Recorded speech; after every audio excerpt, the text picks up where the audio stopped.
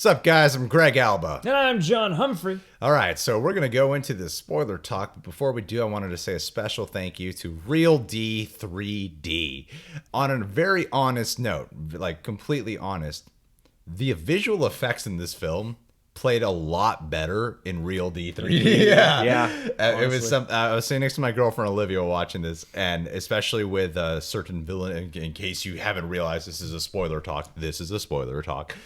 There's 7 Deadly Sins characters in here, and I remember watching this the first time in 2D and thinking I looked a little like off, but on Real D 3D, I was like, it looks a lot better. yeah, the creature stuff, and I found there to be less floating head syndrome with some of the Shazam characters. Too. So I think especially for like in terms of it, like does the comedy amplify? No, it's 3D, but in terms of like the actual action movie moments, it actually really accentuated it a lot. Yeah. So, and the way the film is shot and captured and the lenses they chose and stuff, it lends itself well. So, yeah, if you haven't seen it in 3D, I actually do sincerely recommend it. Anywho, transition. We're going to do a short spoiler talk about the movie Shazam. This will be uncut. Hopefully you don't say anything racist or sexist like how we normally do when a camera is not pointed at us. We're gonna do this a little experiment here. We're just gonna talk about the big ending stuff first. They win, and then we'll go backwards afterwards. Or just talk about the things that people probably wanted here really touched on. And it's been kind of a hectic week for myself, especially in the middle of moving. Lost some stuff, and so if I seem a tad bit out of it, I do apologize. And also, if there's things that we end up not going into where we get those comments of I can't believe you didn't talk about, put it down there, put it down, give your thoughts, because that's what you really want, is to share your opinion. Anywho, at the very end of this movie, they have the Shazam family moment. The Shazamily. Which if you watch trailer number 2 reaction, it's exactly what I guessed. Because I did read from the pages, the New 52, the Jeff Johns one, where they did, where they do have that in there. And where Billy is able to pass along the Shazam power, and then his foster family gets the power of Shazam. And on IMDb, they had actors like DJ Catrona and Anna Brody listen. I'm like, oh, that's got to be what they are. Yeah. Well, and to be fair, they slipped up and they listed Megan Good as grown-up Darla.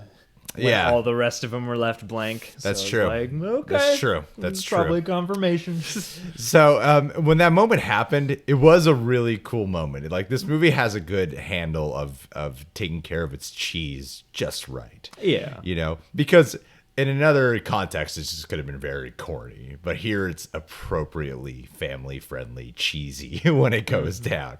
Especially I like the suit on DJ Catrona. It's like so green. It's all very saturated. Like it looks kind of silly. Yeah, but it was a rewarding moment, and it was very cool.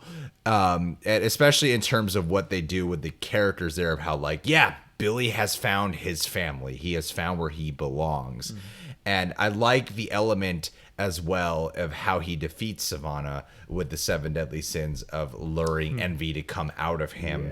More than just like, we're going to superhero punch each other a bunch, Yeah, totally. Speaking of which, I love the moment where they're in the city. And he's monologuing at him from like a mile away. But Billy can't hear him. I think it's such a great self-aware joke. Yeah. And such a good meta joke for when superheroes have those kind of monologue conversations back and forth. Yeah, totally. And an appropriate way to undermine some of the darkness. Because this is a movie that does manage to have some of that in earnest, but also it kind of ribs on, the broader conventions of that. Yeah. And then, the moment here's where the movie kind of pulled me out a tad bit. It's when, they have this setup of how Freddy and Billy are looking for a lair, and then they find their lair, and the whole family finds their lair. You see, and this is not really like in the comics, it's different. That's not where my issue comes in. I'm just using this as an explanation for why I found it okay in the comic and why I'm a little bit questionable about it here. Because we saw it twice, and this last time we saw it was about a week and a half ago. So literally the things we want to talk about are really retained in our mind at this moment. Even though we saw it twice, we should remember everything, shouldn't we? But this is really what just stands in our mind. Yeah. So in the moment when they're at the lair, like while it's a cute family moment, while it's a very adorable family moment, the thing that kind of worries me about Shazam franchise going forward is in the comics, it's very apparent that he temporarily gives them powers. Like in a similar type of scene where Seven Deadly Sins is causing mayhem and whatnot, and then the family is saving people's lives. And that's another element that I want to say of what I really like too, is that you really get a lot of time of going, see, they're saving people. It's not just about punching main baddies. Yeah, they're saving a lot of individuals. And actually interacting with them too, you know? Yeah, so I think for like a superhero film, it brings back that joy and wonder of superheroes. The thing, though, that kind of gets me a little concerned is, do they all just have the Shazam power now? Just indefinitely? Yeah, just so forever? Like for all Shazam movies going forward, are they all just going to have that power? Yeah, you know? Yeah. Because what if there's a new villain who's just one guy and who doesn't have seven projections? Which it looks like they're building up for Mr. Mind, and I imagine that for part 3, it might be Black Adam, which I think would be a perfect way to do a Shazam trilogy movie, because Thaddeus is one of his main villains, and you get the 7 Deadly Sins included, which is very appropriate. And then Mr. Mind, who is featured, like the other comic I read was Society of Evil, Monster Society of Evil, and Mr. Mind is a big villain in that. And then if you top it off with part 3 with the one who can ultimately match Shazam's power, Black Adam, that would be a great cap off for, like, you know, maybe if you want to do more, sure, but for like the first 3, that would be really, really cool. Plus, that's probably enough time to get The Rock's schedule clear enough to shoot it. Yeah, it's true. I just think it kind of minimizes the effect of the standalone Shazam series if like you get into part 2 and there's like a bunch of Shazams. Why do we need a Justice League? We got a bunch of Shazams, you know? Yeah, well, and even I mean, it didn't really bug me during the viewing experience of the movie, but it bugs me in retrospect of the thought of going forward. Yeah. Well, and I think back, and it to me, it does at least a smidgen diminish just the fact that, you know, it's the Shazam gives his powers to Billy, and that feels like such a special thing, and then he gives the power to like 6 other people. Yeah. Really easily, and then they can just keep the power, and so, I don't know, it's not a big issue to me. I'm not sitting here hanging on hard to it, but it is something that kind of diminishes the effect a little bit. And they didn't go, all right, let's all team up and take one. That wasn't fan shit stick 4 where they all just like one punch at a time. Let's all go one there. Let's all just team up on Thaddeus. You know, like it was still just Billy and Thaddeus. They kept it at its core. And also another reason why I really like it is because they have this whole element running, which I found to be very emotionally effective, with Freddy saying, you know, of course I want these powers. Like, look at me, you know, like that scene. Yeah. His jealousy, like the actor Jack Dylan Grazer is so good in that role, because that easily could have been a character that was annoying or like seeking pity or something like that. But he hits all the right fucking notes in that performance, that when he has that moment after the whole bus incident, that you're like, yeah, dude, of course you would feel that way. You're the one who's obsessed with superheroes. You're the one who follows and studies and is guiding Billy along the journey. Of course you're the one who wants these powers. So in terms of like Shazam powers being instilled, I really like that for Freddy's character. More like the other ones, I'm like, yeah, okay, cool, that's cool. But for Freddy, that's emotionally rewarding. Yeah, you know? Totally. That's why I find it very effective. Yeah, and it ties into the greater debate of their relationship in the movie. You know, like the conflict that exists between them, and it makes that, you know, kind of stronger. Yeah, and so going forward, the final ending moment that, you know, you do see it. What I think was great about that, like the final moment, like the before the credits roll, because you know movie, it's a comic movie, you're gonna get some post credit scenes. So the button of the movie, you know that when Billy forgets to show up, there'll be a scene later where Billy's gonna show up, you know, and it's gonna look really cool for everyone. So when Billy shows up, and then he's like, and I brought a friend. The first time we watched it, I was the one in the audience going, "Oh shit!" Like, what are you freaking out about? Oh, that's right. Yeah. They made that thrown out there joke. Yeah, like you see the Superman, and it is Henry Cavill's suit. you know? It probably wasn't Henry Cavill. It was definitely Henry Cavill. Definitely Henry Cavill. He was like, I want to show up for this. Complete my picture deal. And then the second time we saw it, there was a lot of people in the crowd going, oh. And it's really funny, especially because of all the controversy of, is Henry Cavill Superman or not? It seems like he's not, but it's not exactly confirmed. People are saying he still wants to play Superman. It wasn't like there hasn't been some official leave like the way how Ben Affleck has just made it official. Like, you know, and Henry Cavill, it seems like this weird muddy territory. And but they kept his suit though. You know? They keep it perfectly cheeky, and it really fits the tone of the movie too, because it's like such a comical angle if he just steps into frame with his head chopped, you know. And it's perfect because it's like it addresses in a subtle way the fact that we have no idea what's going on with Superman right now, and it's almost less. But that Superman's still there. Yeah, and it's almost less distracting in a way because you've got the laugh combined with the fact that it's Superman, you know, like, and that's all we need to focus on is that Soups showed up to bring him dessert. You know, I heard one thing of how some people think there's the moment where they're fighting Thaddeus and Billy in the city, and there's a kid playing with toys, a Batman and Superman toy, and he drops them. And some people have thought like that could be theorizing that or foreshadowing that they're not going to deal with Batman and Superman anymore. But I don't think that's the case, especially because you have that Superman ending cameo right there. You know, they're replacing Superman with Shazam.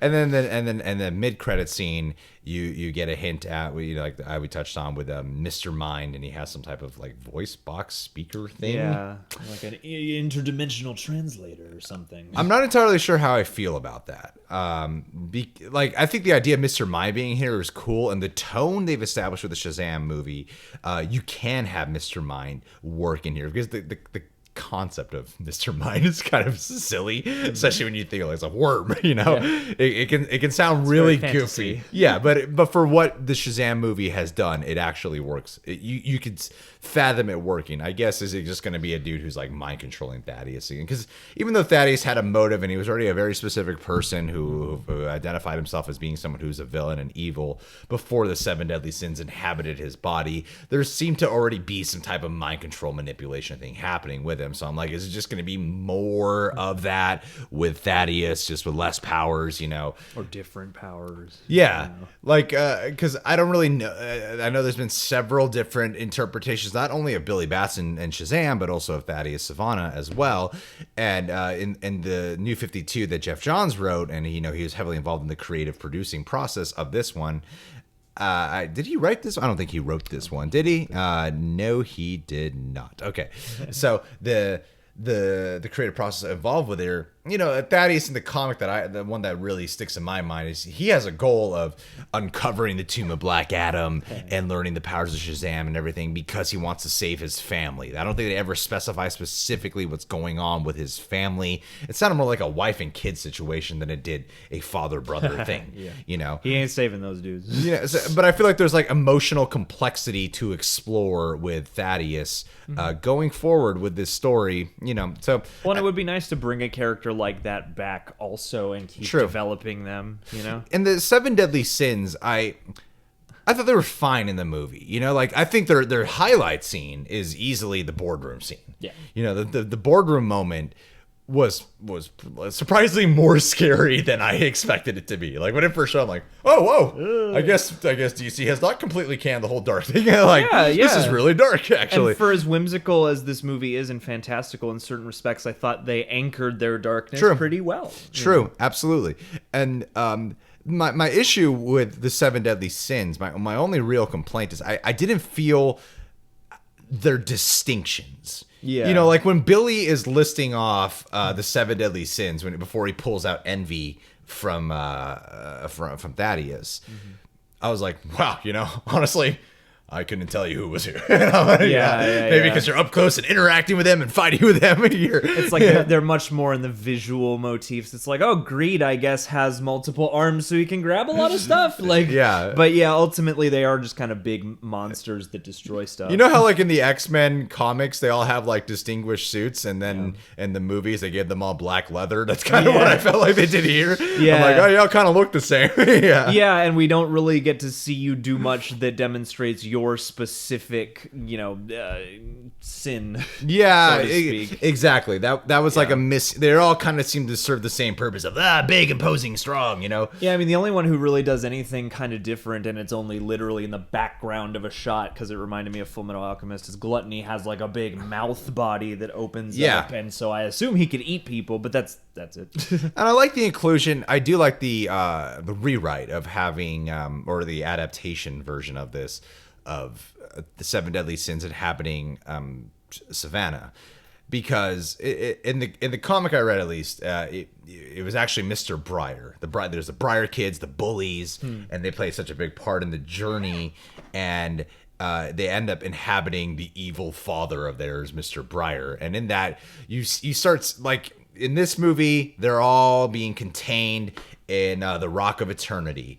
But they're actually, their souls were spread out in the city, and they all think they're a different human being. They don't realize They don't realize they're one of the 7 deadly sins until Thaddeus and Black Adam are forcing them to realize that, here's who they really are. So they all form this like giant, crazy, kind of like in Power Rangers when they morph into one giant Megazord. Yeah. That's what they do. Is they all morph into they all have the distinguished personalities. They all morph. A Megazord. And for the movie, I don't think it would have probably worked here, but I do think that the movie could have also benefited from making them very distinguished. Yeah, it's like I like the handling of them, and I thought that David Sandberg's horror inclinations helped those to be at least imposing and cool to look at. But yeah, I given that the 7 Deadly Sins is well worn and pretty rich, motif to borrow from, I agree. I wish they had used it to any extent, except for being like a cool mythological thing.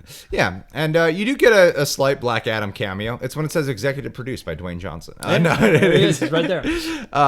When the wizard is explaining to Billy specifically, and you got the embers and explaining the history of the 7 deadly sins. Yeah, that guy is Black Adam right there. So I thought, very smart way to tease. Yeah.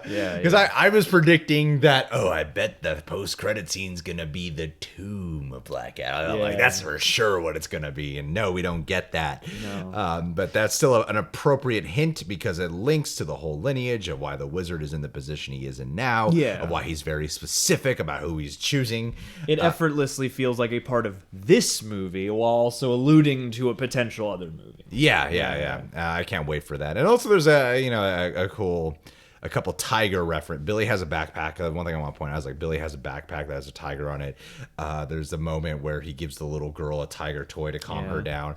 And that's the toy he wants as a child himself. Yeah. And exactly. And both comics that I read, there's a relationship that he has with a tiger, and like especially in the latter one I read was there's a tiger at the zoo who eventually he does use. He gives a Shazam power too, who makes a crazy villainous tiger. What? So that's not cool. A villainous tiger, but a way to help him fight. You think Super tiger? Yeah, to help him fight at one point. It's like very brief, but basically because Billy, there's this whole storyline here where he's looking for his family, his mom specifically. But in the storylines that I read, he doesn't have a family.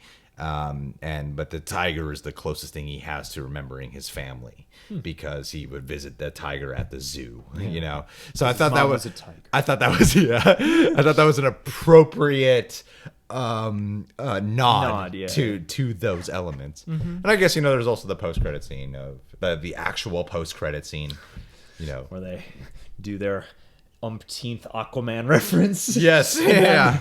Remember our most famous movie that we hope will make even more money by referencing it a lot in this movie? I love how Freddy wears clothes that are the movie logos of these guys, Honestly, I found that distracting. I truly did. I was like, cute Aquaman, but why is that the same Aquaman on the posters that I see? It's the same thing with Batman and Wonder Woman, and even in the Batman toys, or even like the animated. You got Bob Kane, not Bob Kane, Kevin Conroy. Yeah, Kevin Conroy. See, that I was more okay with because I was like, at least this isn't your current DCEU iconography. But it was funny. I actually also thought, I'm kind of just spitballing like random thoughts here. That's why I want to get the big stuff out of the way. I thought it was pretty fascinating. They have like kind of two nods in one. I can't tell if the second one is an actual nod to something, but for sure the first one is obviously a nod to Big when they're fighting in the store. Oh, and the piano. And the piano. I'm like, oh yeah, it's their Big reference. Like, because they've already said that tonally they wanted to borrow from Big, in which they did. Smart. And so, yeah, make a direct reference there. But there was something about the moment where Billy gets hit through the window. Oh, the glass. Falls down, that I felt like I was watching Terminator 2 again. Because of the Galleria, when Arnold flies through there, falls exactly like that. He sort of seems like he's being hunted by a Terminator-esque like character. Yeah. I don't know if that's an actual nod or I just flashed to that. It's definitely. I don't know. I mean, at this point, whenever we find these things, I'm like, I assume, because we all love those movies from the 80s and 90s. Yeah, that's fair. I guess the other thing too that I think could have been a little bit more I'm at such crossroads. I've seen this twice, and I'm at such crossroads with how Savannah's storyline was ultimately handled, because what I thought was great, was super effective, was after he catches the bus, Billy, when he makes that mistake of hitting the bus's tire and he catches the bus, and then everyone's around him and stuff, it's going great, and then you see Savannah appear in the background. The first time I watched it, and the second time I watched it with a crowd most of them were watching it for the first time, was like, everyone's going, oh, and it has that effect. Yeah. You're like, oh shit, because Savannah had been in the movie for a while. Yeah, it's like you're just reminded now. You're like, when's Savannah? Oh god, oh shit, he's here. It's like, it's not like the movie makes you forget that he's in the movie in the right way. Yeah. Not in the like, oh, this is so poorly structured. Where's Savannah been?